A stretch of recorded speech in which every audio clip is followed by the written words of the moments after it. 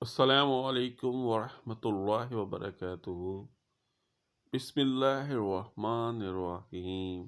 Islamic guidance channel پر خوش آمدید۔ انسان جب مر جائے گا اور مرنے کے بعد اگر اسے دوبارہ زندہ کیا جائے تو جانتے ہیں اس کی پہلی خواہش کیا ہوگی؟ کہ وہ اللہ کے راستے میں صدقہ کرے۔ صدقے کی اتنی اہمیت اور ویلیو ہے، مگر آج ہمارے معاشرے کی تلخ حقیقت ہے، بچوں کی فیس ہزاروں میں، بڑے بچوں کی کالج اور یونیورسٹی فیس لاکھوں میں والدین آرام سے ادا کر دیتے ہیں۔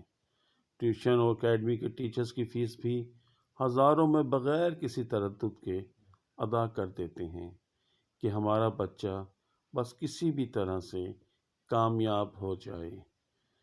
شادی و بیاہ اور دیگر تقریبات کی شاپنگ لاکھوں میں آرام سے کر لیتے ہیں، بلکہ برانڈ کے کپڑے خرید کر خوشی کا اظہار کرتے ہیں کہ ہم نے اتنی مہنگی شاپنگ کی۔ گھروں میں cable, net, wifi, gas, بجلی کے بل ہزاروں میں بغیر کسی تکلیف کے ادا کر دیتے ہیں۔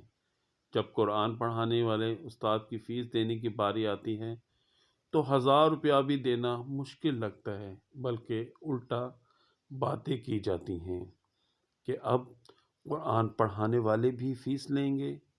جب کسی دینی مدارس اور مسجد یا دینی کام کے لیے ہدیہ دینا ہو تب لوگوں کو لاکھوں تو دور 1000 کا نوٹ دیتے وقت بھی بہت مسئلہ بنتا ہے، یعنی بہت سوچتے ہیں۔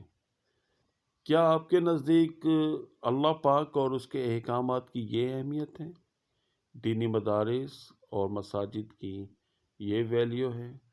ذرا سوچئے گا، ضرور سوچئے گا۔ ہمیں اس بارے میں فکر کرنا چاہیے کہ وہ دین کا حصول اور جو صدقہ جاریہ اللہ تعالیٰ نے اور اس کی افادیت اور اس کا اجر جو اپنے پاس رکھا ہوا ہے وہ ہم کیسے پا سکتے ہیں؟ کیا کمزور دل کے ساتھ یا کھلے دل کے ساتھ؟ راہ للہ کھلے دل سے خرچ کیجیے، اللہ آپ کو اجر دے۔ جزاک اللہ، جزاکم اللہ خیرہ۔